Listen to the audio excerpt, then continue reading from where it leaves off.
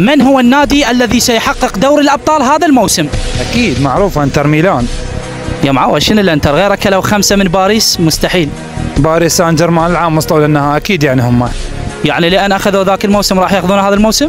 ترى ذن النادي اللي اعطيتك اياهن تعبانات يعني هيك شقاياك بيهن. اكيد كبير دوري ابطال اوروبا وكبير انديه العالم ريال مدريد اللي يحقق دوري الابطال.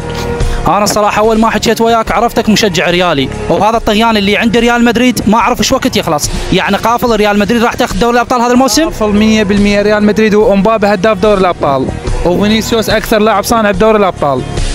او انا اقول لك برشلونه، وبيني وبينك هذا الفيديو وراح يبلش الموسم وبنهايته اذكرك برشلونه راح تاخذ دوري الابطال. اخر جواب ريال مدريد. اذا اخذت ريال مدريد راح تنشر الفيديو وتسوي له اعاده نشر. انتم بعد يومكم الحكي، هذا الفيديو راح يبقى، وانتم شنو رايكم؟ ياهل راح يحقق دوري الابطال هذا الموسم؟ كتبوا لنا بالتعليقات.